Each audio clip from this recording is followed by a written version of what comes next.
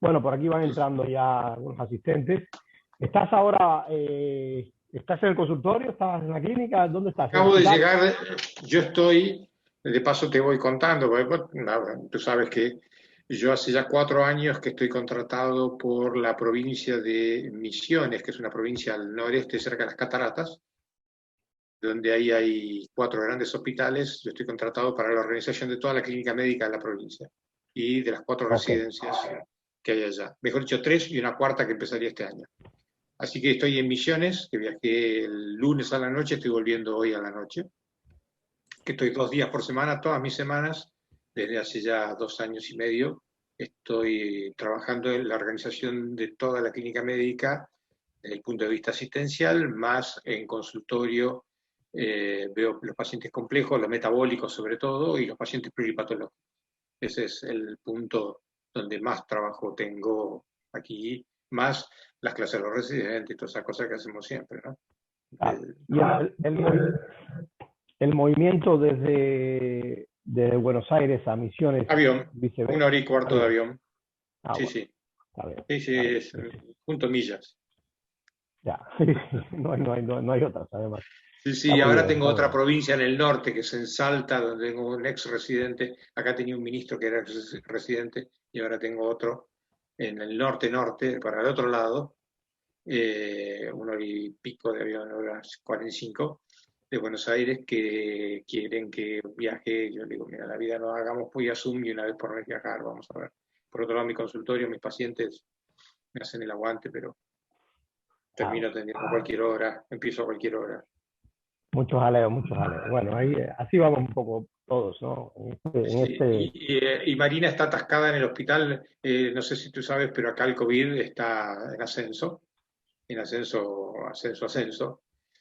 Para que pienses, en la época tranquila teníamos 250 muertes por día. Cuando se incendió llegamos a 500 y ahora estamos en 750 con las terapias a wow, full. Y que yo armé 3 terapias en este año, armé 3 terapias dentro de clínica médica. Habilité más de 40 respiradores en salas de clínica. Y entonces, bueno, el tema es que Marina, y como son todos diabéticos, o, como digo yo, diabéticos secundarios a los corticoides, está con el incendio ahí, en la puerta, como decimos acá, en la puerta del rancho, el rancho de la casa precaria, ¿no? En el incendio en la puerta del rancho. Así que me dijo, arranca vos, yo me sumo si puedo, como puedo. Está con claro. muchos pacientes en terapia. Así que bueno. Pues qué bárbaro, tío, qué bárbaro que estamos viviendo. Bueno, vamos a arrancar un poquito, ya son las 20:02 por acá, y ya hemos 21 horas en la península ibérica y allá y 4 horas menos con ustedes allá en Argentina.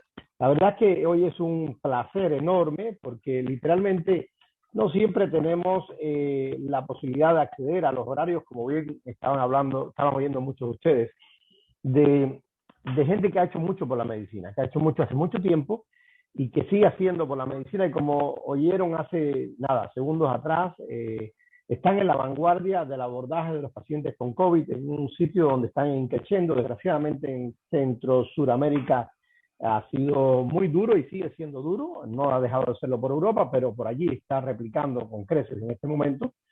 Y bueno, contar con alguien que de partida es el presidente de la Sociedad Argentina de Medicina, es médico especialista en medicina interna, es magíster en farmacopolítica, docente del curso superior de posgrado de diabetes y metabolismo en la Universidad Católica Argentina y profesor de posgrado en la Universidad de Farmacia y Bioquímica en la Universidad de Buenos Aires, así como profesor de posgrado de diabetes en la Universidad del Litoral de Santa Fe, así como director médico de la obra social de farmacéuticos y bioquímicos en la República Argentina. Por tanto, vamos a hablar con alguien que tiene una vasta experiencia, no solamente en el abordaje de los pacientes metabólicos, sino en el abordaje del paciente clínico propiamente tal, que sin lugar a duda, como bien saben ustedes, es tremendamente amplio. Yo sé que yo tenía un profesor que decía que el que en medicina no supiese de medicina no sabía de nada. Y yo creo que en eso estamos de acuerdo, Lucio, ¿cierto? Es cierto. Bueno, Totalmente, totalmente. absolutamente. Y bueno, y una de las cosas que estábamos comentando ahora mismo, y tú me decías, es que tienes un volumen de pacientes, dicho sea de paso, que está desgraciadamente creciendo, pero un volumen de pacientes que metabólicamente están muy afectos, ¿no? Conceptualmente, el volumen de pacientes que tienen con una evolución más tórpida de la enfermedad, en esencia, tienen un dismetabolismo tremendo. Y eso lo están viendo ustedes ayer. Realmente, si bien esto es un tema sorprendentemente importante para muchos, los que nos preocupa por dónde vienen estos tiros, yo, perdonar el outfit de la presencia hoy, yo hoy en día acabé de entrenar con mi hijo, que tuve la suerte de poder implicarlo en el entrenamiento, y ahí echamos unos 50 minutos gastando la batería del coche, porque si no gasta la batería del coche no repones. Este es el concepto del entrenamiento, ¿no? Y entonces me he quedado con este office porque nos pilló el tiempo. Me parece genial, porque al final, si vamos a hablar de síndrome metabólico, de todo lo que hay detrás de ello, una de las variantes inexorables que influyen de forma grotesca en el manejo de un paciente con síndrome metabólico y con todo lo que acarrea, es el poder entrenar como Dios manda, es el poder hacer actividad física, o por lo menos, como digo yo, moverse, por lo menos moverse, ¿cierto? Creo que en eso estamos todos de acuerdo. Pues, el tema es, Lucy, me gustaría preguntarte en primer lugar, este webinar que hemos, primero que todo, a mí me da un gusto enorme poder hablar contigo, hace tiempo que ya no hablábamos, siempre nos intentamos reunir con ustedes, aunque sean a distancia, porque ya presencial lo disfrutamos. Yo te aviso que con tiempo, yo puedo días más temprano, ¿eh? Ya hay días que puedo más temprano de horario argentino, okay. Mejor horario para ustedes. Perfecto, genial, lo tendremos en cuenta sin lugar a dudas. Pero sí. Adentrándonos en el ámbito de que concierne, el título de hoy es hablar de síndrome metabólico, y yo creo que la mayoría del profesional sanitario clínico, por excelencia, está, te voy a decir una frase dura, pero está cansado de hablar de síndrome metabólico. O de oír hablar, cuidado, no de oír no hablar, no, de oír hablar. Y yo quiero decirte que voy a empezar por hacer una anécdota muy pequeña que a mí me pasó hace 4 años en Buenos Aires. A mí me invitaron en un congreso en Buenos Aires, allí en la universidad maravillosa que tienen ustedes pública, allí en aquella plaza maravillosa, a hablar de un par de temas que tenían que ver con el metabolismo, así que a mí me tocó hablar y luego de mí, pues por razones de organización del programa, venía nada más y nada menos que el doctor Lucio Criado, a quien no tenía el gusto de conocer en aquel entonces, y yo como aseverando la frase que acabo de decir, dije, caramba, he oído tanto y he estudiado y he hablado y he leído y de síndrome metabólico que me voy a ir a coger que me dé el aire en la cabeza. Y este hombre se presentó, o le presentaron, y cuando dijo 4 palabras que yo iba saliendo, dije, oh, aquí no me puedo ir, esto lo tengo que aprovechar. Di vuelta atrás, me senté, y gracias a eso hoy tenemos una amistad estupenda, hemos colaborado en muchísimos eventos, él ha estado por acá en congresos, un congreso que hicimos en Barcelona, y sin lugar a dudas hemos establecido una comunicación y una amistad tremendamente interesante. No hay duda alguna, y yo he aprendido muchísimo de ellos, tanto de él como de su querida esposa Marina, endocrina, que tiene un bagaje tremendo en esta área también, por si fuera poco. Pero yo lo que quiero es que, no sé, tú me digas, ¿qué te parece esa apreciación mía? Tal vez yo esté errado, pero ¿no será que estamos cansados de hablar de este tema? Y cuando yo te oí hablar a ti, oí hablar en un tono diferente, y dije, esto tiene una valía tremenda, ¿por qué esto no se dice habitualmente? Bien. Yo te hago una propuesta, a ver qué te parece. Yo preparé en 10, 12 minutos un flash de lo que sería el curso y de todo lo que se desarrolla en estas 20 clases del curso, y después abrimos el ping-pong de preguntas y respuestas con la gente. Perfecto, ¿Te parece bien? Vamos a la obra. Vamos a ver si Permíteme compartir pantalla. Compartir. A ver, doña Astrid. Lo mío es muy breve, es abrir el escenario de cómo se piensa hoy, siglo XXI, algo que nació en el siglo XX, que fue la palabra síndrome metabólico. Me parece genial, me parece. Gerald Riven lo dijo básicamente. No tengo permiso para compartir. Para compartir el share screen. Jorge, debes hacerle anfitrión, que yo te pasé el audio. Sobre la marcha. Eso no tiene ningún problema. Permitir permiso para permitir. Me gustaría comentar que este concepto de síndrome metabólico tiene la particularidad que nació durante la década del 70-80. No sé si logran ver ahí. ¿Logran ver? Sí. Todavía no. Ahora, perfecto. Perfecto. Entonces, Eh, a ver, ahí está. Entonces, una de las cosas más importantes que uno tiene que tener presente es que estamos frente a algo novedoso. Así como el COVID es la novedad del 2020, 2019, de el síndrome metabólico comienza ahí. Porque la primera pregunta que tenemos que hacernos es ¿de qué está enfermo el mundo? Este es un trabajo mega hecho por el grupo de Bill Gates, Christopher Murray, que fíjense, ¿qué es lo que plantea? La columna de la izquierda. Dice la edad y el número de enfermedad, de prevalencia, ¿no? Y entonces, fíjense, aparece la diabetes entre los 45 y 49 como cuarta enfermedad en el mundo, y a partir de los 55 es la tercera enfermedad en el mundo. Y cuando yo voy a ver historia para atrás, en el 90 era la novena, en el 2005 la octava, la sexta en el 2015 y actualmente está arrimando el cuarto puesto.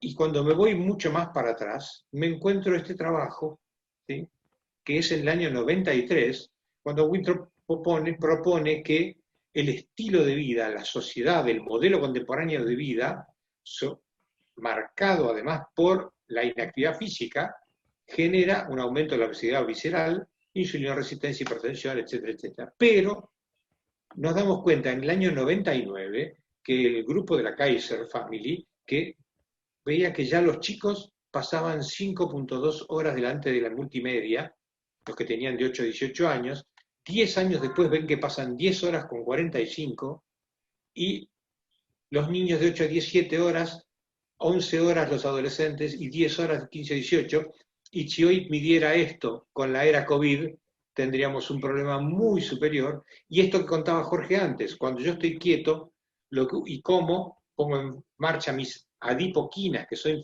inflamatorias, y cuando yo hago ejercicio, pongo en marcha mis mioquinas, que son antiinflamatorias. Esta relación mioquina-adipoquina es clave para la comprensión de cómo administro la energía. Y después otra cosa que en España ustedes, fíjense el estudio de Orica.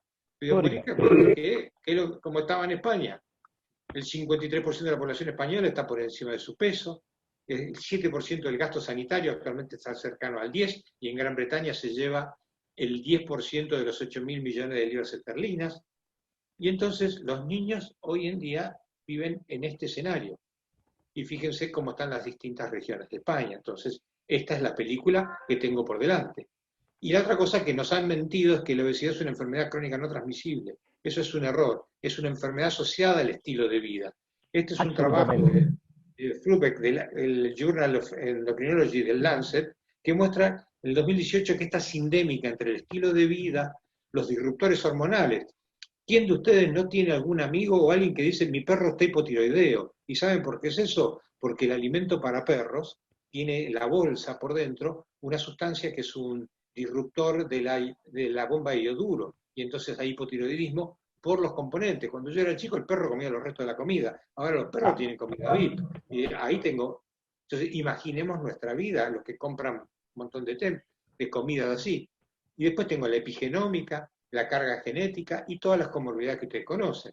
Y entonces yo hace muchos años describí esto, que entre los 20 y 30 años viene una persona que tiene un poquito de sobrepeso, le cayó el índice cardíaco, le subió a la renina un poquito, le subió un poquito la hipertensión, le aumentó la aldosterona, entre los 30 y 40 tiene más sobrepeso, más sedentarismo, la típica dislipemia heterogénica, con estatohepatitis, obesidad central, insulinoresistencia. Pasan los años y ¿qué es lo que tiene? Eventos cardiovasculares. Está protrombótico, está inflamado, tiene estatohepatitis. ¿Qué es lo que le pasó?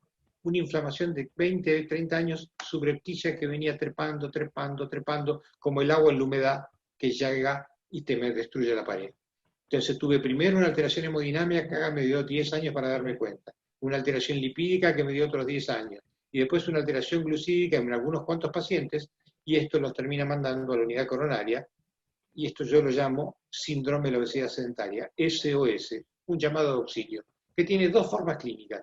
Si la célula beta se la banca, hipertenso y lipémico obeso, y si no se la banca, es un diabético como todo lo que vemos todos los días en el consultorio. Y tengo 30 años delante mío viendo cómo se detona y gasta la salud y los costos del sistema de salud.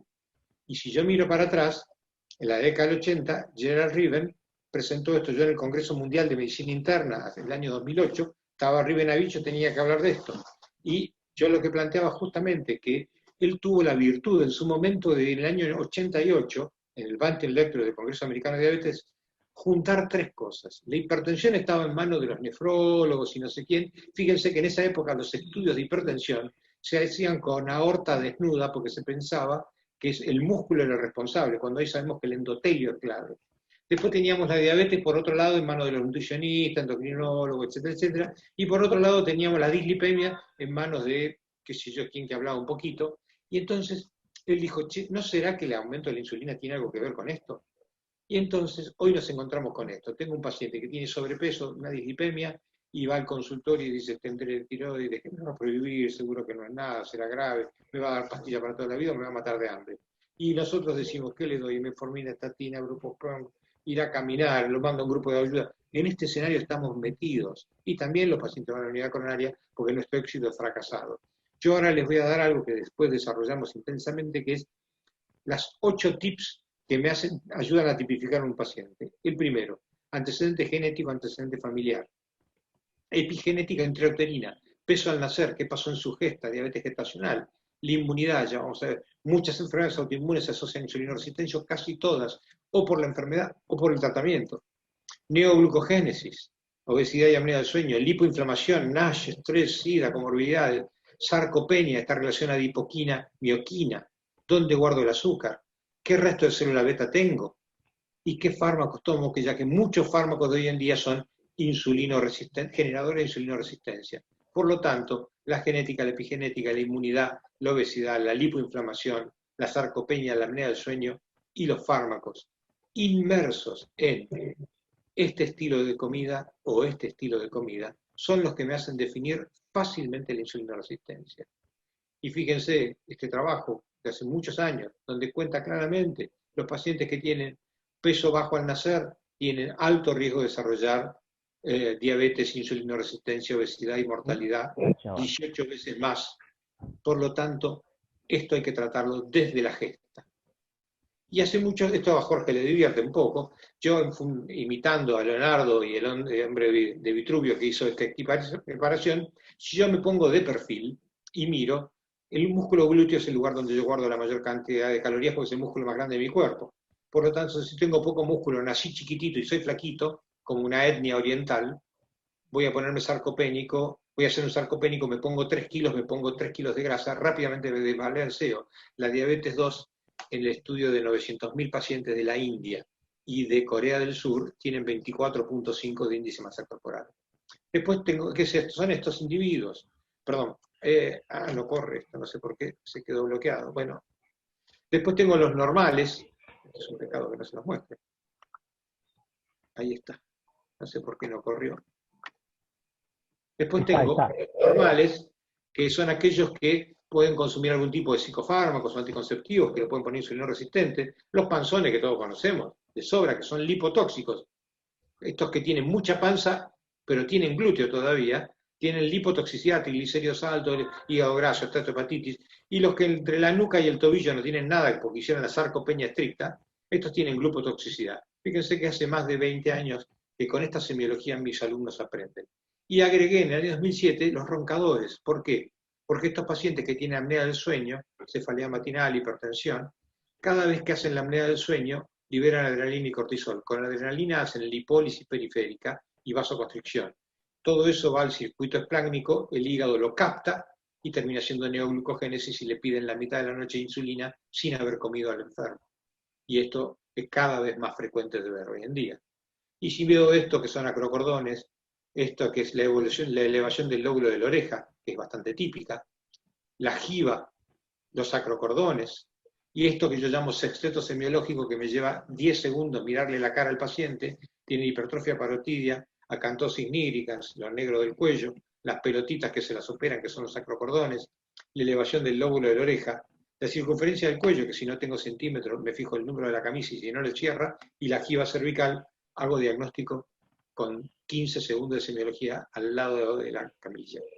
Y esta es la novela que a mí más me gusta desde el punto de vista metabólico, el hígado graso como nuevo componente, y si uno revisa la literatura, hay una gran relación entre la insulinoresistencia, el hígado graso y el estado proinflamatorio. Y entonces, este trabajo que dice, ¿no será que los cardiólogos tendrán que transformarse en hepatólogos? ¿Por qué? Porque hay una asociación directa entre la grasa esplácnica, la grasa hepática y la enfermedad cardiovascular.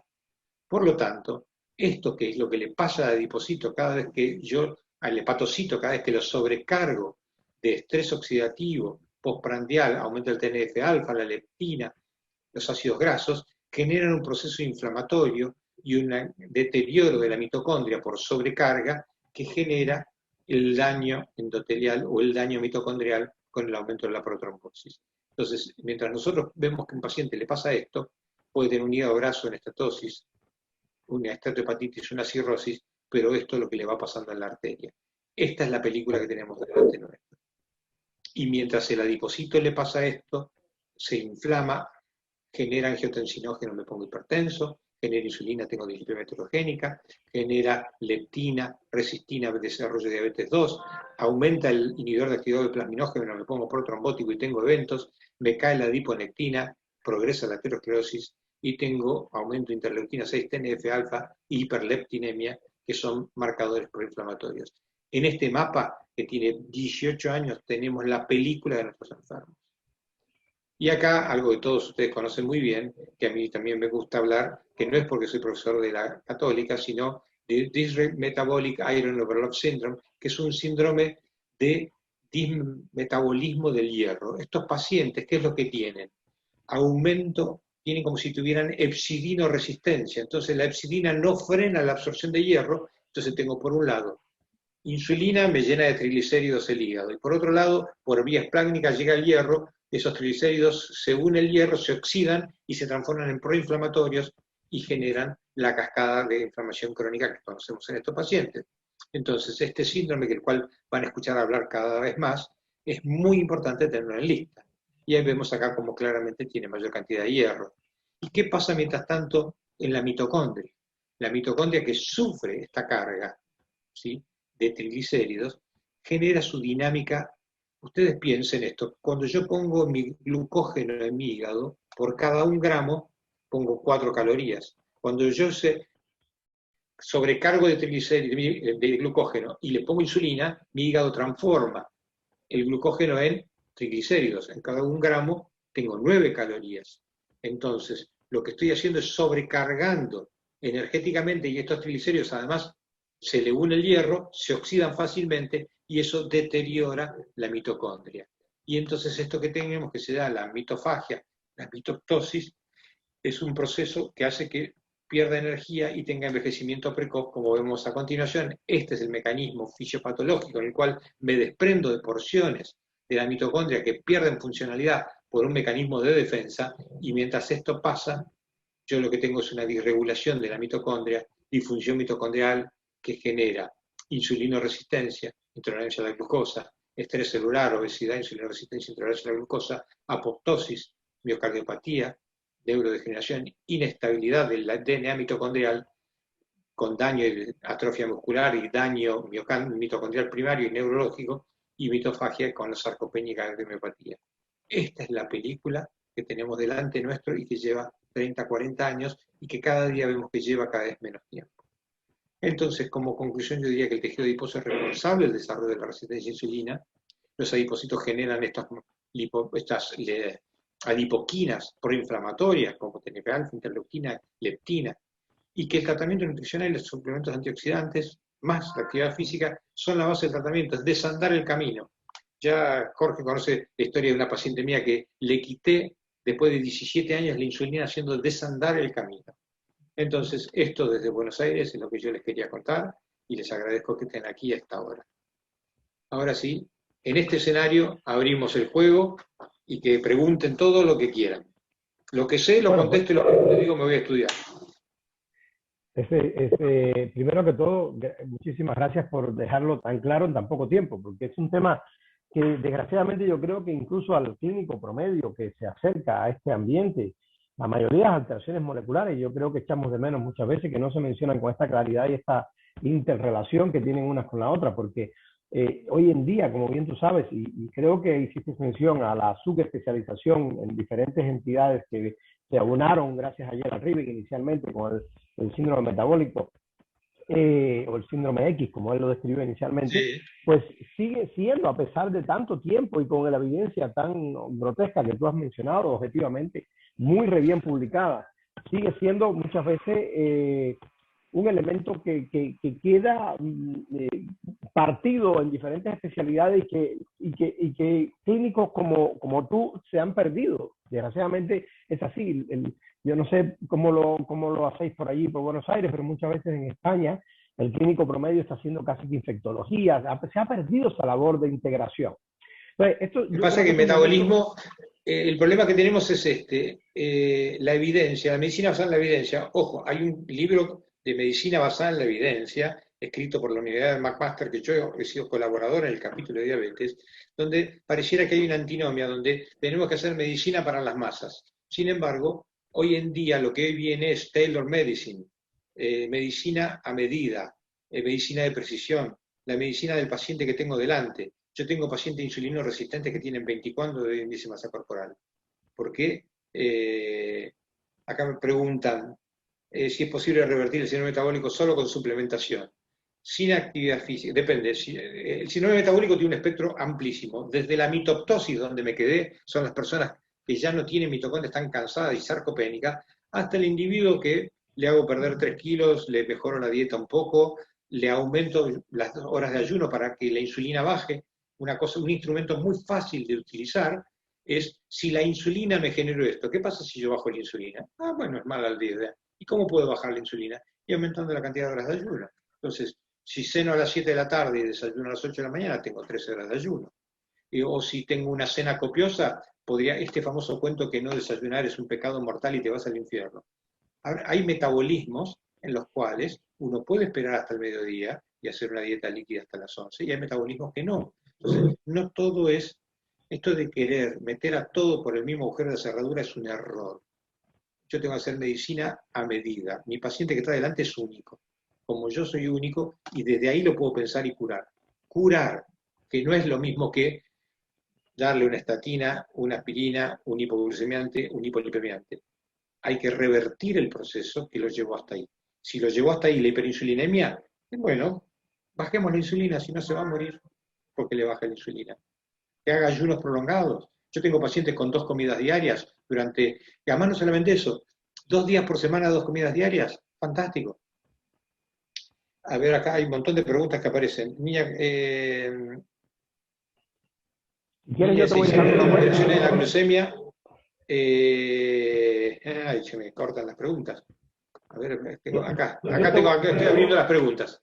¿Es posible el ayuno intermitente haciendo ejercicio en pacientes con altas dosis? Diabético 2. Sí, el diabético 2. Esta paciente creo que lo cuento en el posgrado, creo que tengo el caso de Virginia, que es una paciente que después de 17 años de insulina, hoy en día está libre de insulina, habiendo hecho la dieta, pero Virginia tiene una estructura física en la cual tiene que pasar 14 horas de ayuno por día para estar metabólicamente normal. Y ella ha elegido a los 67 años ser una sana después de 3 stents. No es que, y hoy está libre de, su cardiólogo, que fue alumno mío, fue el que me la mandó, y que está sorprendido que le haya quitado la insulina. ¿Por qué tan difícil? Tu pregunta. Déjame hacer un stop. Me interesa muchísimo ese concepto que acabas de decir, porque esto desgraciadamente muchas veces hoy día emana del profesional no médico, de aquel que se dedica al entrenamiento, que se dedica incluso a la nutrición. Sin embargo, cuesta mucho que los médicos nos demos cuenta de esta objetiva realidad que acabas de decir. Cada individuo tiene un metabolismo que va esculpiendo en su día a día, en su vida, y que ese metabolismo lleva medidas de ajuste acorde al metabolismo del individuo. No a todo el mundo se le puede poner en la misma fila, ni se pueden tomar las medidas con todo el mundo. Tampoco todo el mundo tolera un ayuno de 14, 16, 18 horas, pero muchísima gente, y como mismo digo esto, digo que el que no lo tolera, si se entrena, empieza a tolerarlo. Muchísima gente, esto es un signo de poca flexibilidad metabólica, el hecho de que no tengan capacidad de tolerancia de un ayuno de esta envergadura. Que como bien tú dices siempre, y esto lo has replicado en más de una ocasión, es un tratamiento gratis, porque es, oye, vas a dejar de comer por este tiempo, ¿vale? Y que cuando se lleva a cabo adecuadamente, el paciente no pasa hambre ninguna, y hay una tendencia al ajuste homeostático tremendamente interesante en el metabolismo del individuo. Y esto Esto es fundamental. Yo replico y afirmo este concepto que me gusta mucho, me ha encantado que lo digas porque desgraciadamente cuesta sacarlo de la boca de un médico clínico con experiencia, a pesar de que, caramba, es una evidencia, pero es así. Entonces, pero tú sabes que acá en Argentina el domingo comemos asado. Es un clásico del mediodía y uno come un poco más de la cuenta. Yo que tengo 63, el día que como asado, hasta el otro día nada. Té, caldo, jugos, infusiones. Y tengo 115 de sistólica, sin tomar nada. ¿Por qué? Porque uno de los detalles no menores es este.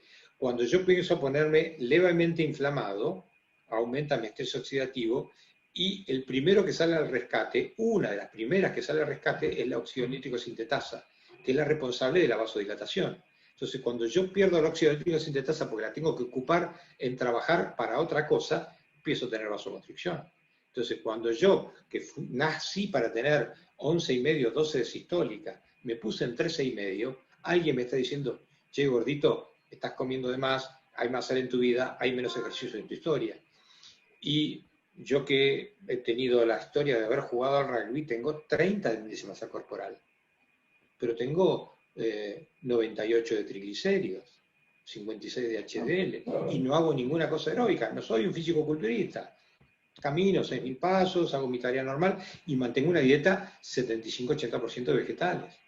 Y cuando tengo 2 o 3 fiestecitas, y bueno, muchachos, la fiesta se paga. Entonces, 2 o 3 semanitas haciendo buena letra. Es así la vida. No se puede estar de fiesta todos los días del año. Bueno, pero es así como uno debería tener un equilibrio inteligente. Yo tengo pacientes que hacen ayuno de 16 horas 2 días por semana. Y con eso su célula beta disminuye sustancialmente. Yo los invito a que hagan este ejercicio en todo diabético 2, que está con metformina y cualquier otra cosa, que tiene 200 de glucemia en ayunas. 4 días consecutivos de un caldo, una taza grande de caldo de verdura, sin sal, y al quinto día tiene 60 puntos menos de glucemia. Nosotros hemos hecho esto ya en cientos de pacientes. Tarda 5 días en general de promedio en la célula beta en regalarme 60 puntos de glucemia. Paso a tener 140. Cuando el paciente lo ve, que yo le digo, vamos a hacer una prueba de una semana. En los pocos pacientes que no andan son en los pacientes que tienen apnea del sueño. ¿Por qué? Porque la liberación de cortisol y adrenalina, pingue. Pero ¿qué cosa tiene interesante? Los que comen vegetales tienen menos apneas. Los que comen liviano de noche tienen menos apneas. Y esto es fantástico y hace 25 años que lo usamos en forma metodológica. Sí, y absolutamente reproducible, dicho sea de paso. Absolutamente reproducible, te decía, que esto lo puedes hacer por mucho tiempo, lo has venido haciendo.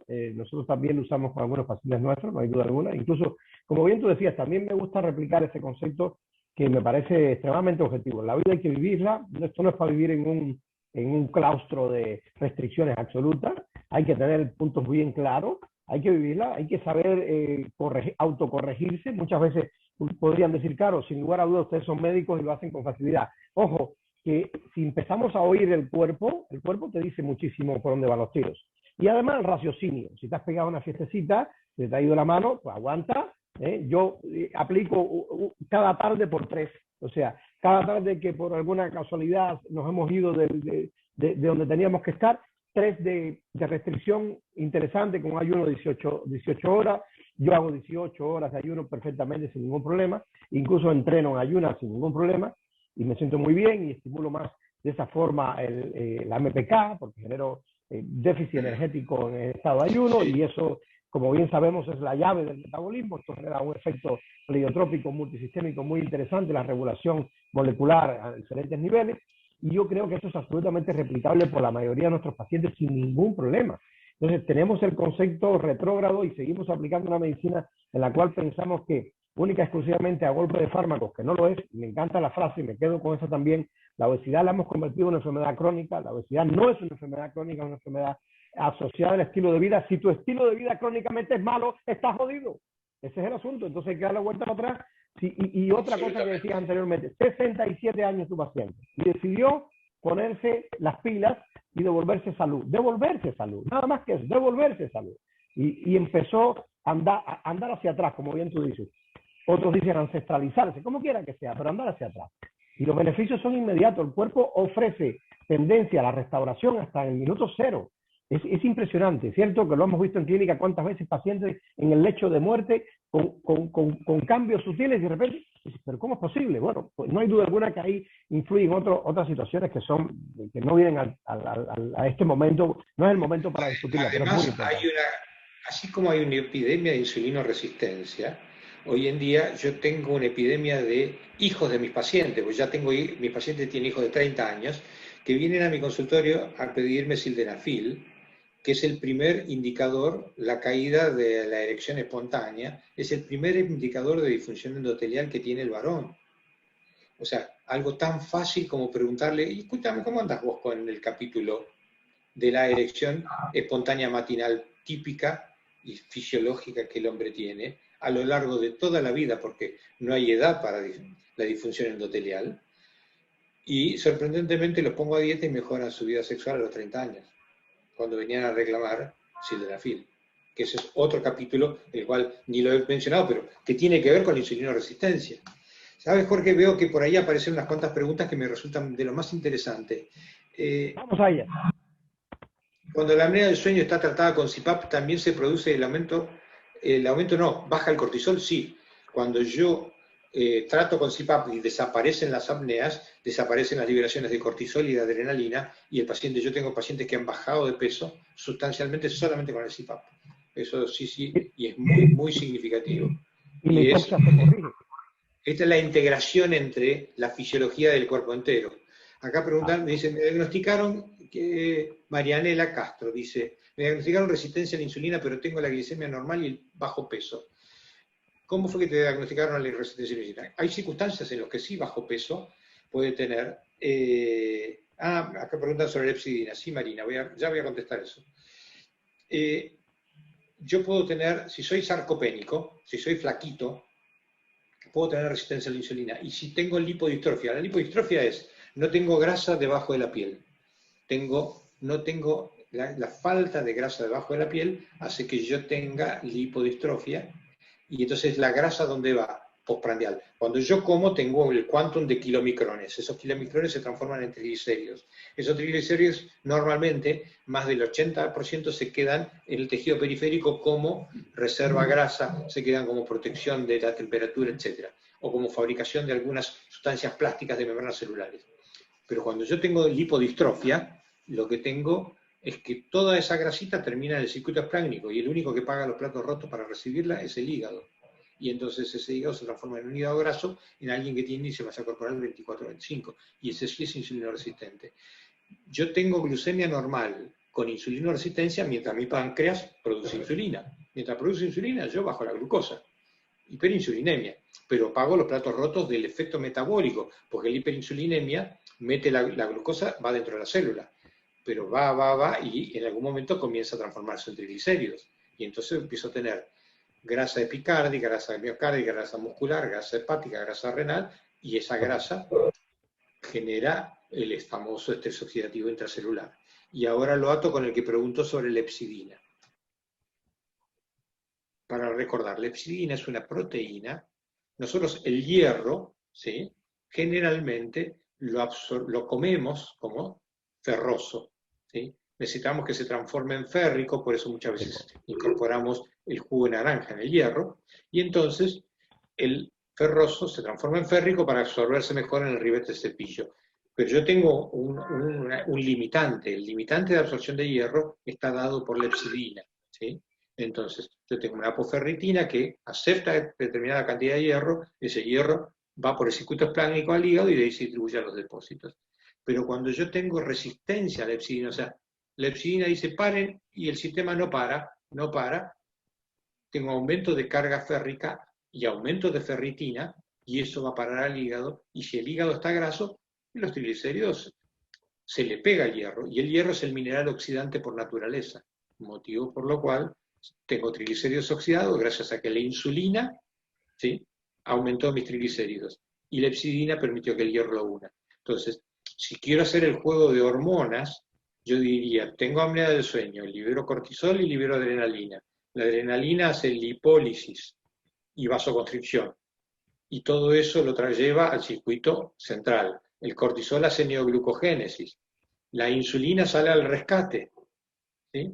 Y transforma esa neoglucogénesis, lo meten en el hígado para que no quede dando vuelta la glucosa y transforma hígado graso. Y ese es el mecanismo en el cual explico el hígado graso tanto postprandial como el del paciente que tiene apnea del sueño.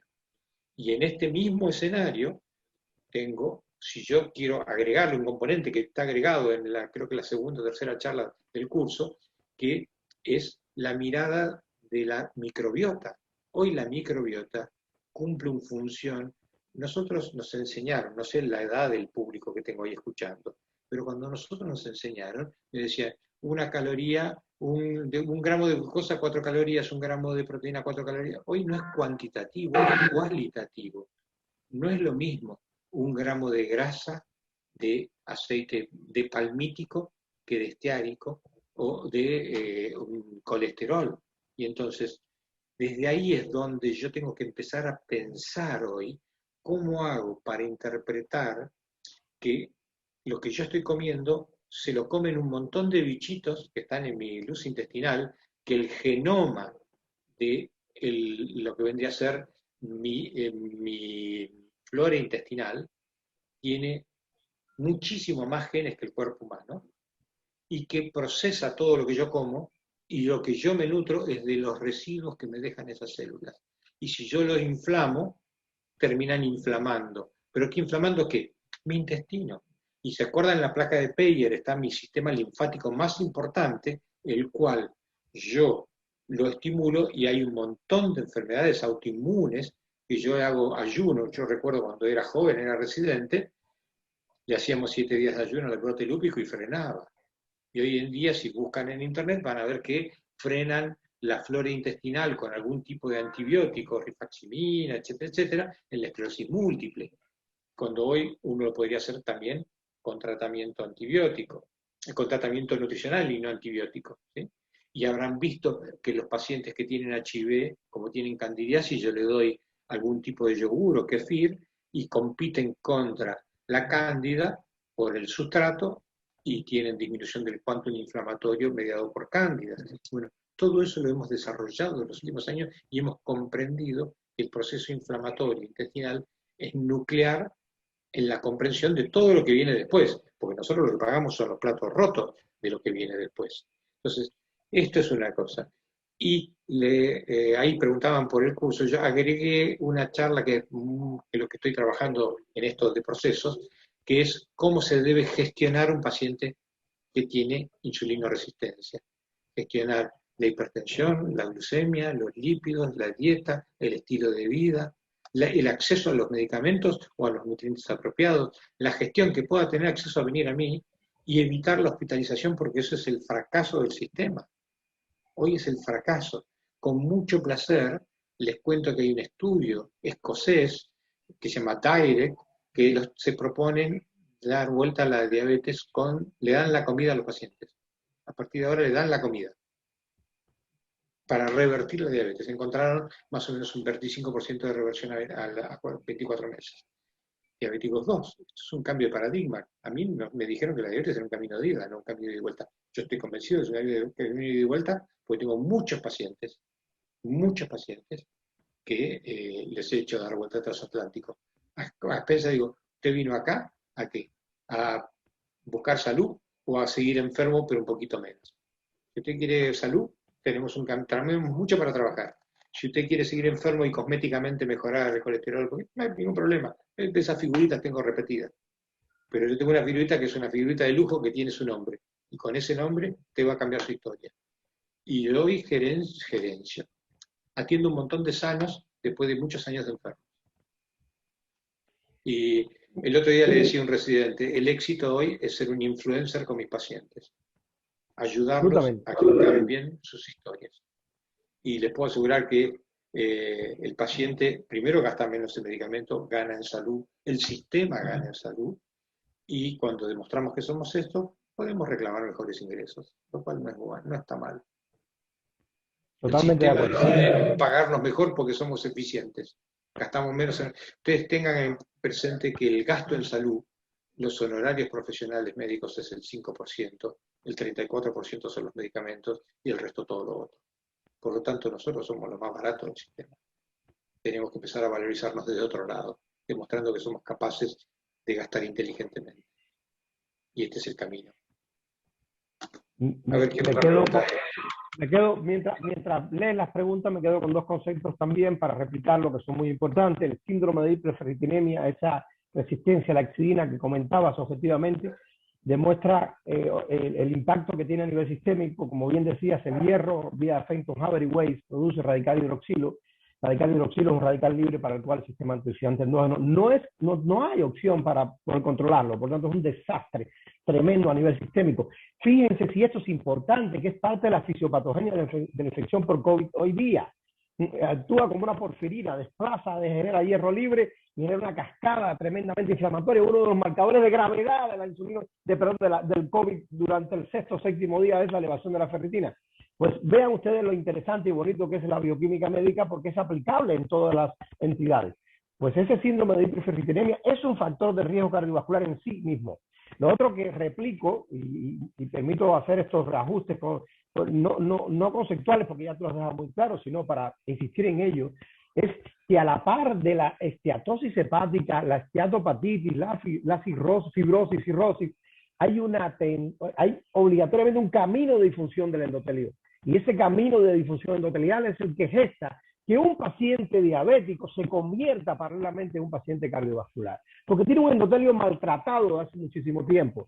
Lo otro que también asevero y afirmo, y me gusta que quede de forma clara y precisa, es que tal vez el gran problema no es la propia resistencia a la insulina, es la hiperinsulinemia compensadora que genera un desastre de alteraciones moleculares muy proinflamatorias, muy prooxidativas, como bien tú has explicado, que demuestran que generan una cascada de alteraciones que terminan con la salud del individuo, como pusiste gráficamente ahí de forma muy precisa. Esto es muy importante entenderlo. Es hiperinsulinemia descompensadora, porque compensa nada más que la glucosa, pero descompensa todo lo otro. Exacto, es descompensadora, descompensa todo lo otro. Es la que permite que no te conviertas en diabético inmediatamente, claro, pero te lo hace pagar con creces, ese es el asunto. Acá Maribel pregunta, son 4 días continuos, no, solamente en la cena, yo lo que les quito es la cena, después de la... Esto es una cosa muy interesante, ¿quiénes son los únicos animales que pueden comer de noche? Los carroñeros. Nosotros no somos carroñeros, no tenemos genoma de carroñeros.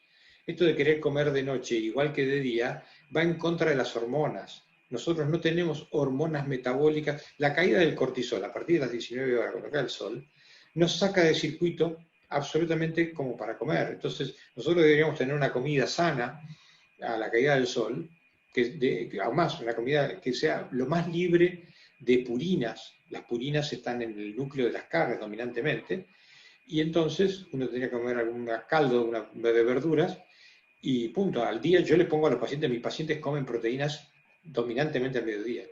Y si les invito el concepto de crononutrición o cronobiología de la nutrición o varios títulos que se llaman, tiene que ver con que hay un ritmo circadiano que me favorece para mi metabolismo, y entonces así como en la noche espontáneamente yo tengo ganas de dormir y de día no, eso es espontáneo.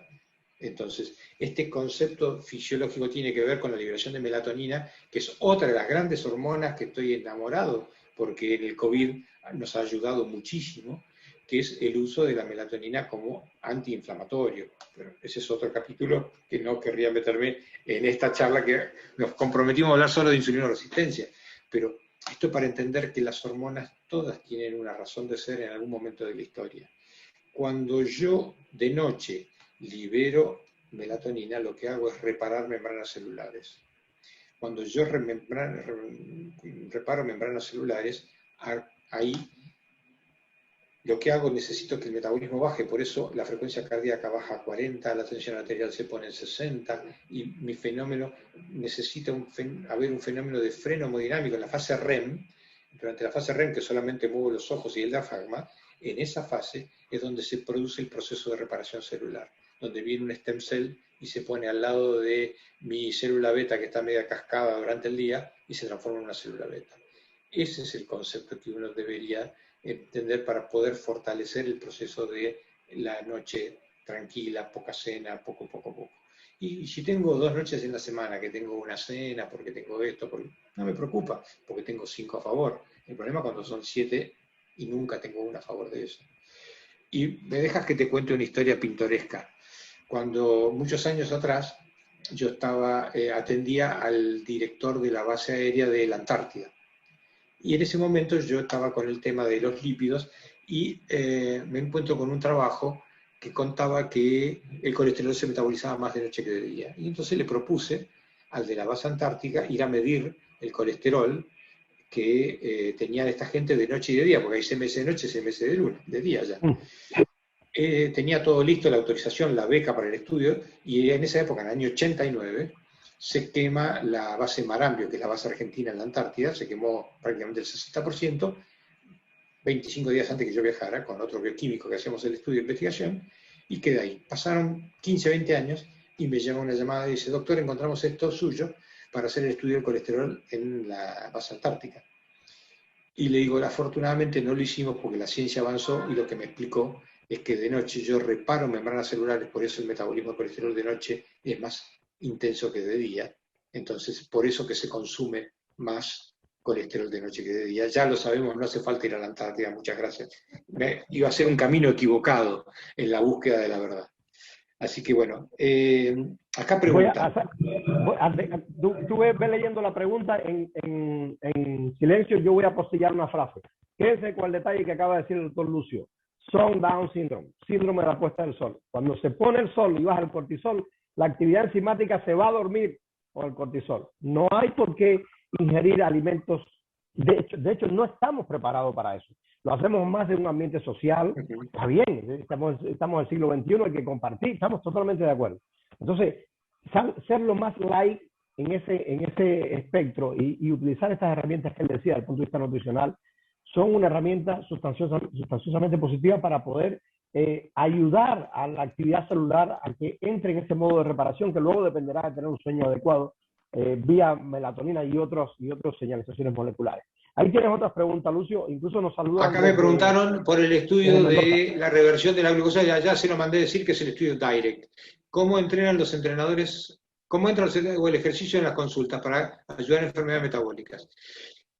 Primero, el ejercicio, yo diría que hay 3 grandes capítulos, así que uno debería tener 3 grandes capítulos. El primero, número 1, no se puede estimular una mioquina sin actividad muscular. Dogma de fe prácticamente. El segundo, que el ejercicio debe ser siempre supervisado, controlado a medida. Yo no puedo, yo jugué al rugby y no podía ni aparecer en una cancha. Entonces, hoy en día lo que hay que hacer es ejercicios a medida con la persona. Y la tercera, que para mí creo que es clave, tiene que ser un proceso de diariamente. La persona tiene que incorporar los 6.000 pasos. Vivo en un 4.º piso, no use el ascensor. En el trabajo estoy a 15 cuadras, no use el auto. Me bajo 2 paradas antes del colectivo o del subterráneo.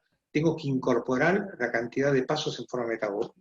Incorporarla además desde el punto de vista metabólico. Yo puedo tener un ejercicio aeróbico. A esta altura de mi vida yo tengo que proteger mi masa muscular. No, mi masa muscular. Eso significa que voy a hacer ejercicios donde pueda manejar mi masa muscular. Ahí hay alguien que es profesor de educación física y yo le diría, si no tengo nada, utilizaría la calistenia. La calistenia, no sé si ustedes reconocen ese concepto, es una palabra que se utiliza para el ejercicio que uso con la carga de mi propio cuerpo. Yo puedo hacer todas las mañanas 10 lagartijas, ¿saben lo que es la lagartija en el piso? Al lado de la cama cuando me levanto, o puedo hacer contra la pared, o puedo hacer elecciones, o con una botella de 1 litro, subo y bajo 20 veces, o con yo tengo un hand grip, que lo utilizo cada vez que estoy delante de la computadora, pero digo, el ejercicio tiene que ser cotidiano.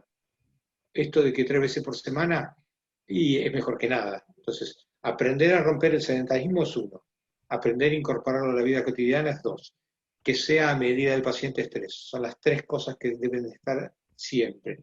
Yo tengo este bichito que cuando se hacen las 6 de la tarde y no llegué a los 6.000 pasos me entra a torturar, que suena, y me dice, viejo, anda a caminar. Bueno, y así tengo que hacerlo sistemáticamente. Acá me preguntan de los probióticos. Sí, igualmente no hay que considerar, no hay que olvidarse que la naturaleza tiene un montón de probióticos, no hay que ir a comprarlos indefectiblemente. Uno puede incorporar probióticos ya industrializados, pero hay muchos probióticos que están en la naturaleza. Cuando yo quiero incorporar vitamina A, sana, hipersana, pues el que plante zanahoria, yo vivo en un departamento en el centro de Buenos Aires, tengo plantadas selgas, zanahoria, tomate, limonero perenne, tengo un balcón grande, tengo un balcón terraza. O sea, pero no tengo tierra, pero puedo tener mis plantas. Entonces, hoy yo le invitaría a que la gente tenga su propia huerta. Primera cosa. Segunda, porque me aseguro que sean orgánicos. La tercera cosa, que lo preparo con mi propio compost. Y la tercera cosa, la segunda cosa respecto a los probióticos, hay que ver cuál es el probiótico que necesito. No todos los pacientes con síndrome metabólico necesitan el mismo probiótico. Si yo tengo un síndrome metabólico en un paciente inflamado porque tiene virus C o porque tiene HIV, necesito determinado perfil de probiótico. Si tengo un paciente que tiene un síndrome metabólico asociado a alcoholismo, NASH, hepatitis, probablemente necesite probióticos que sean más antiinflamatorios. O sea, la riqueza en vitamina D, ¿sí?, es muy útil en pacientes que tienen insulinoresistencia, pero la riqueza en vitamina A o en vitamina son distintos perfiles de pacientes. Entonces, no todos requieren el mismo probiótico. Ese es el concepto que uno debería tener. Jorge, dime. Quiero decir algo con respecto a eso que es muy importante. Si uno revisa algunos papers que han sido publicados en los últimos 2 o 3 años con respecto al desarrollo y estudio de la microbiota afecta en diferentes pacientes con dismetabolismo de un grado y otro, incluso pacientes con patologías existentes a nivel hepático, de la esteatosis hepática hasta una cirrosis, se ven déficits importantes de ciertos probióticos, de ciertos filos bacterianos, sobre todo de forma bastante objetiva. Pero hay que pensar también de forma clara y precisa que aportar estos probióticos de forma aislada no resuelve el problema. Yo tengo, por suerte, una experiencia ya de hace más o menos unos 5 años haciendo 16 sRNA, es el estudio de la genómica de la microbiota. Y cuando haces un estudio de la genómica de la microbiota, tienes 34 a 37 folios, o sea, hojas de información, de datos de la microbiota del individuo. Y la determinación de esos datos en profundidad te va a dar la guía que tenéis que hacer con el paciente. Si no, es un poco que tirar piedra a los aviones. Nunca he visto que tumben un avión a pedradas. Entonces, aunque te parece que la Akkermansia mucinífila es muy importante en las entidades metabólicas, aportar el Akkermansia mucinífila no resuelve nada si tú no resuelves el contexto específico de las alteraciones del individuo, en las cuales muchas veces te encuentras que ácidos grasos de cadena corta que debían ser producidos en el polonocito de forma objetiva, propiónico, acético, butírico, están absolutamente alterados, que regulan de forma importante la inflamación sistémica de bajo grado existente en estos pacientes de forma exponencial. Entonces, no piensen en los probióticos como un arma, como una llave que abre y cierra y resuelve el problema. No es así. Primero tenemos que agregar, todos estos pacientes habitualmente de fondo, por experiencia propia, tienen un crecimiento brutal de proteolíticas. Las proteolíticas cuando crecen desplazan a la microbiota reguladora y muconutritiva. Entonces la microbiota reguladora que debe ser cerca de un 20%, las proteolíticas un 40% y un 40%, las muconutritivas, las que alimentan a la microbiota. Ojo, que es muy importante. ¿Cómo vas a mantener una simbiosis adecuada si no tienes alimentos para la biota? Entonces, lo primero que hay que hacer es reducir objetivamente estas proteolíticas. Por eso esos individuos que hacían tratamiento y todavía se hace, y nosotros lo hacemos con antibióticos de una forma específica, no como habitualmente lo hacíamos, no como una herramienta bactericida, sino como bacteriostática, porque muchas veces esos filos lo que han hecho es crecer, no es que sean anómalos, se convierten en filos saprófitos una vez cuando uno los lleva donde tiene que estar en términos de volumen. Entonces te encuentras que en una gráfica donde el 40 debe ser proteolítica, el 40 debe ser muconutritiva, el 20 reguladora, la proteolítica se ha comido el resto. Si tú no eres capaz de reducir eso, no vas a reducir el problema, aunque le des el probiótico que te está diciendo el propio estudio que está en déficit. Por tanto, la mejor forma de recuperar ese probiótico es recuperando el entorno inflamatorio y los filos estos que les contaba en términos proteolíticos, en términos reguladores y muconutritivos. Esto es muy importante porque se transmite frecuentemente en el ámbito actual que a golpe de probiótico vamos a resolver todo. Y no es así. Ojo que si no se va a frustrar muchas veces cuando intenten manejar entidades de este tipo. Y mucho daño se ha construido con el tema de erradicar el Helicobacter pylori. El Helicobacter pylori vive normalmente sobrenadante en las crestas de las crestas de la mucosa gástrica. Cuando está en el fondo e inflamado es una historia, pero si está ahí dando vuelta, forma parte de la flora, y erradicarlo demuestra que aumenta 2 kilos. Eso ya está estudiado, entonces uno puede recomponer la flora poniendo un equilibrio.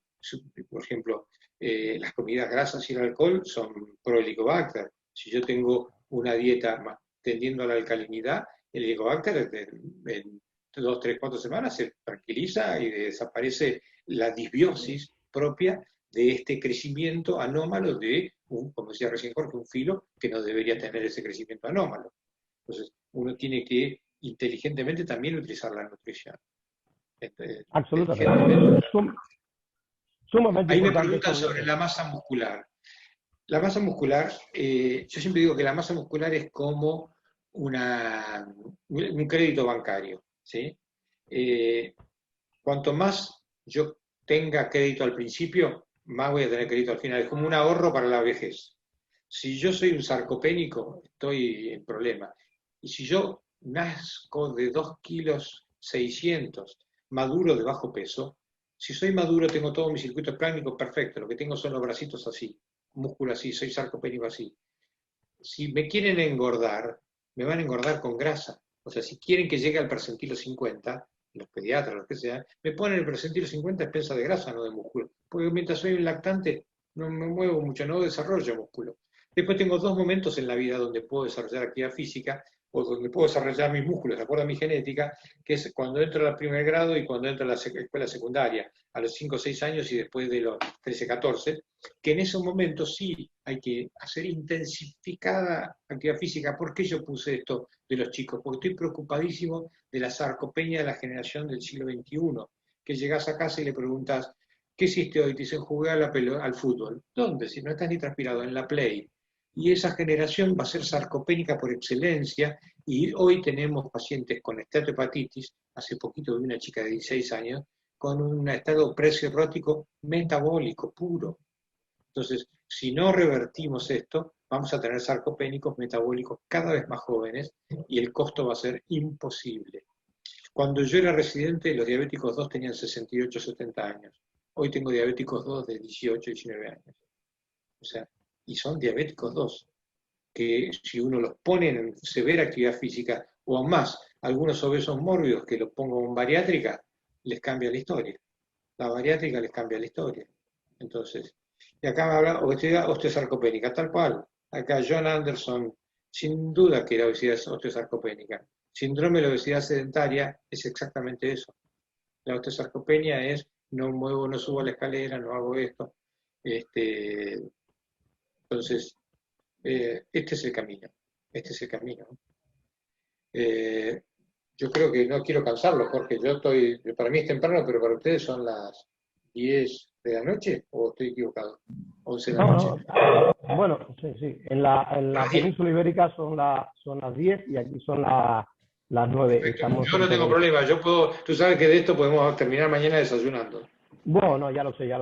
Bueno, de todas maneras vamos a darle un minutito más. A mí me gustaría comentar con respecto a eso que acabas de decir, que es un tema que me tiene sumamente preocupado. Acabo de poner un post hace 24 horas con un estudio que se hizo con un grupo de niños finlandeses que se siguieron por 30 años, que encontraron que en etapas iniciales tenían estas alteraciones dismetabólicas que nos recuerdan al síndrome metabólico, hecho sea de paso, y que se grabó su desarrollo cognitivo en los primeros 30 años, y fue tremendamente nefasto. O sea, aquellos individuos que desde etapas tempranas tenían un dismetabolismo con tendencia a la hipertrigliceridemia, con tendencia a la disglucemia, con una sarcopenia muy importante desde etapas tempranas. ¿Recuerdas cuando hablábamos de sarcopenia hace unos años atrás?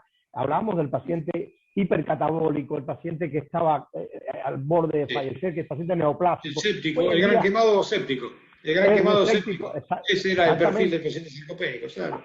Absolutamente. Y hoy en día tenemos una pandemia de pacientes sarcopénicos. No hay duda alguna que esto es sumamente importante. Bueno, estos individuos, cuando llegaron a los 50 años, el deterioro cognitivo que tenían versus aquellos que tenían una condición metabólica aceptable fue tremendamente nefasto. Lo que les interese, entren a Instagram, busquen el post que puse ayer, creo que fue, y pongo al artículo, es la verdad que para llevarse las manos a la cabeza. Esto es sumamente importante, señores. Este es un momento que hay que prestarle atención a este asunto por nuestros hijos, por nosotros mismos. Y yo asevero la frase que decías ahorita, el músculo es una reserva, es una hucha de salud. No hay duda alguna. Pero además, la mioquina protege la neurona, la mioquina protege la neurona. Hoy la adipoquina, claro. Hay que darle a esto, no nos queda otra. Hay que darle, no le tengan miedo, que esto pesa, pero hace daño. Pero ese pequeño daño que te genera, ese daño, la miofibrilla, ese lactato que libera, que hoy en día hemos visto que tiene un efecto pleiotrópico extremadamente interesante, hormético, lo requiere el organismo, porque estamos hechos para movernos, coño, no estamos hechos para estar echados frente a un ordenador, el hombre que desgraciadamente nos lleva mucho tiempo. El hombre es el único animal que quiere seguir comiendo sin caminar por su comida. Absolutamente. Y más hoy en día, no hay duda alguna. Más hoy en delivery. Día. O sea, el hombre delivery. Sí, totalmente. Bueno, esto es el modelo contemporáneo, que tenemos que ver cómo logramos desarmar. Yo creo que no solamente necesitamos los médicos y todo el equipo de salud, los profesores de educación física, tenemos que construir un nuevo modelo de estilo de vida social, una sociedad con un nuevo estilo de vida. Ahí me preguntaba cómo hacer para ganar músculo. Es muy difícil ganar músculo, pero metabólicamente lo importante es que esté vital desde el punto de vista metabólico. No me importa tener los brazos de Arnold Schwarzenegger. Lo que quiero es tener la vitalidad de mi mioquina, y el mejor marcador de que mi mioquina está bien es que mi tensión arterial no esté arriba de 120. Porque la mioquina también tiene que ver con la protección endotelial.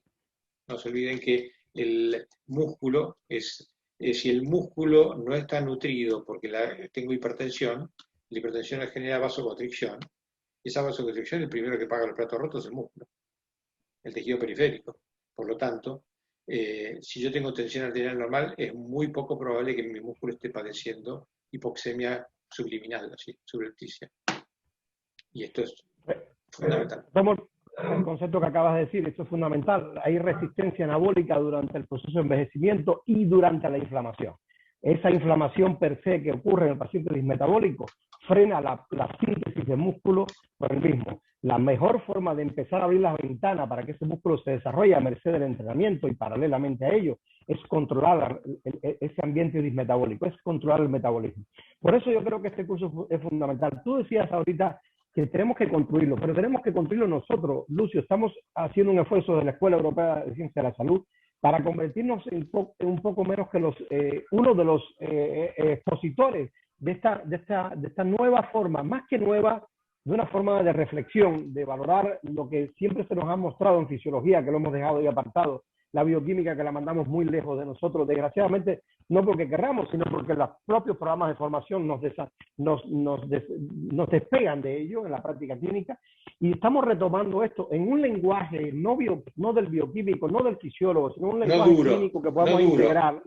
Exactamente, no duro, no que asusta, no del ciclo de Krebs para correr, sino del ciclo de Krebs para saber cuándo se producen 34 moléculas de ATP con una molécula de oxígeno y la de glucosa, y cuándo se producen dos, que desgraciadamente es tremendamente drástico el cambio. Estos factores debemos conocerlos todos los que de alguna manera le prestamos atención sanitaria a los pacientes enfermos en este ámbito. Y dicho sea de paso, no solamente a los enfermos, los que queremos crear una cultura de cuidado para que esto no se geste, porque se está gestando ya desde etapas tempranas. Él lo decía hace un ratito, antes teníamos diabéticos los 60 y pico, 70, tipo 2, 50 y pico, y hoy en día tenemos diabéticos tipo 2, hoy le estamos llamando diabetes tipo 1,5, porque como no sabemos dónde ubicarlo, aquellos pacientes que realmente son todavía jóvenes, adultos jóvenes, incluso adolescentes con cuadros de este tipo en la actualidad. Basta verlos caminando con esa secuencia que tú mostraste de gráficos y se ve enormemente como hay una tendencia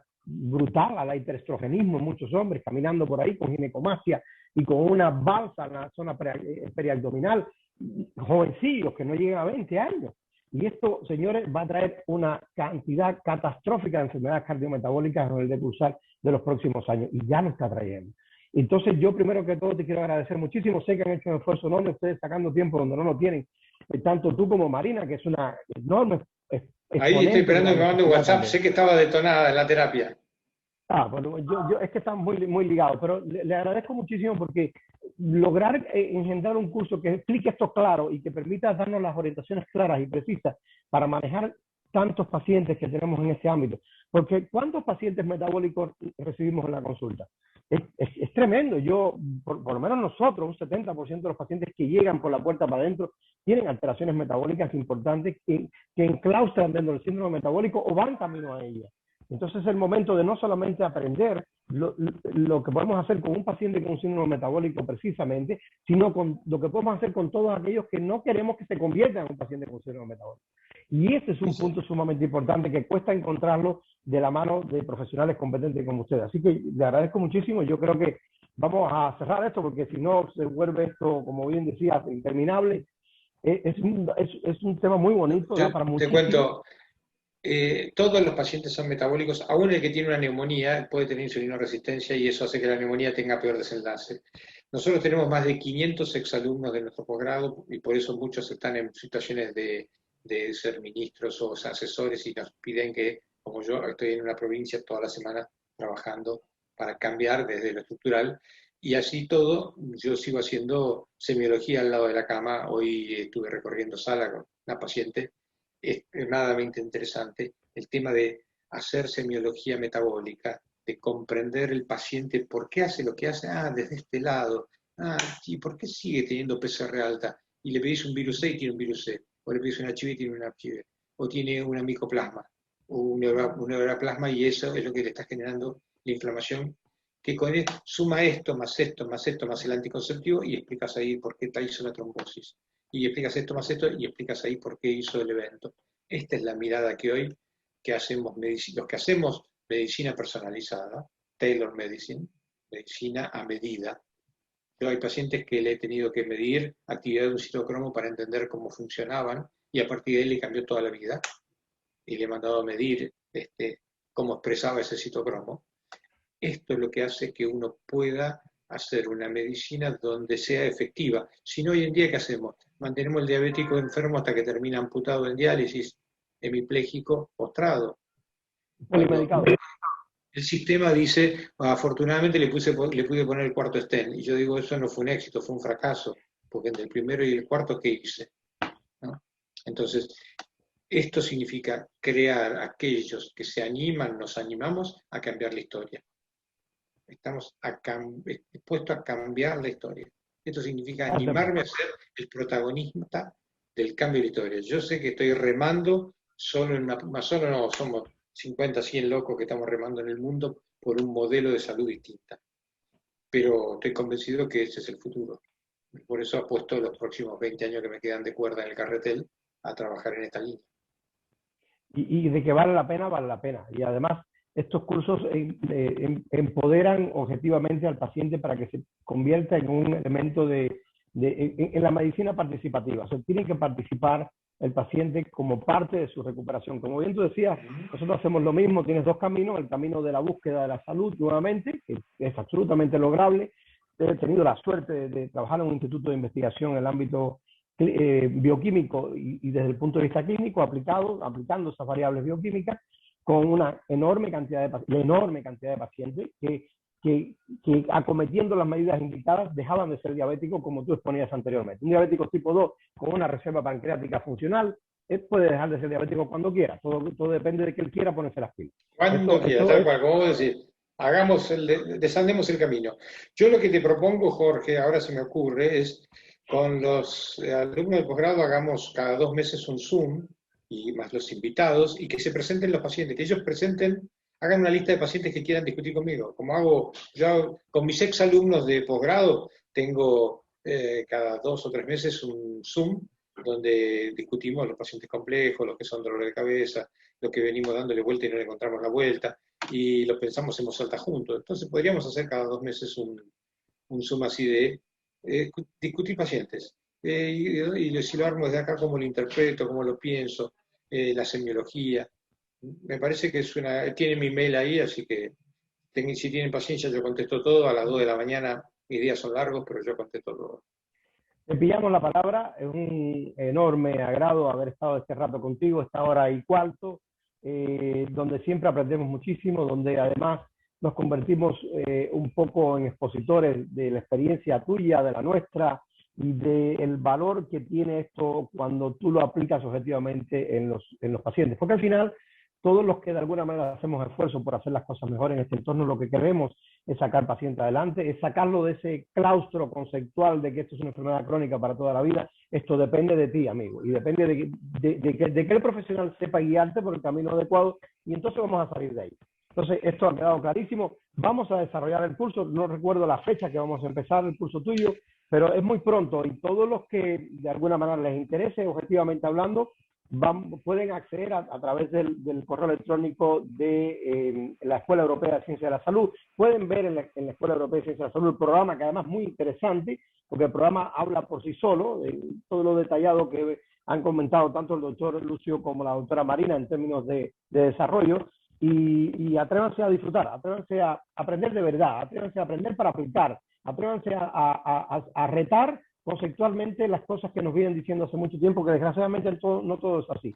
Y ser científico es ser esto. Ser científico es cuestionarse las cosas. Ser científico es saber que si tienes un conocimiento de base objetivo que cumple con la fisiología y la bioquímica, es absolutamente plausible llevarlo a la práctica clínica siempre y cuando tengas un modelo de reproducibilidad que sea interesante y que sea mejor que el que habitualmente venía de base, porque si no, para hacer lo mismo o peor, no hacemos nada. Pero si tú eres capaz de sacar a un paciente diabético de ese concepto, si eres capaz de evitar que un paciente con una prediabetes no llegue a una diabetes, si eres capaz de trabajar sobre un niño, sobre una familia, en la cual puedan adquirir conocimientos para no desarrollar ninguna de estas entidades de forma acelerada como está pasando hoy en día, pues entonces este es el momento. El momento es de sentarnos con el doctor Lucio y la doctora Marina, lo haremos, y vamos a este curso que es estupendo, que será estupendo, y que lleva implícito algunos webinars que paralelamente se van a ir revisando ya con los alumnos que estén inscritos, a merced de lo que me acabas de decir, que puede ser una estrategia muy interesante de cara a divulgar objetivamente lo que es absolutamente sólido. Muy bien. Y esperemos que el COVID algún día nos deje hacer un presencial, ¿no? Sin lugar a dudas, lo haremos. Esto, vamos, aunque sea, yo espero que sea por inmunidad de rebaño, porque más nos vale, porque en buena ley, como va todavía tengo pendiente tomarme un vino mirando el mar en Canarias.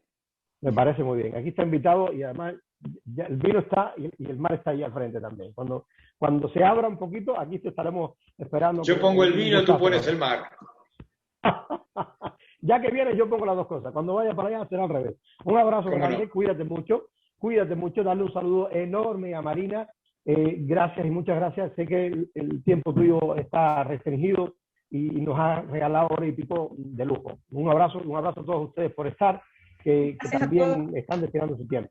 Muchas gracias. Un abrazo gigante, cuídense mucho. Chao. Hasta luego. Chao. Adiós. Adiós.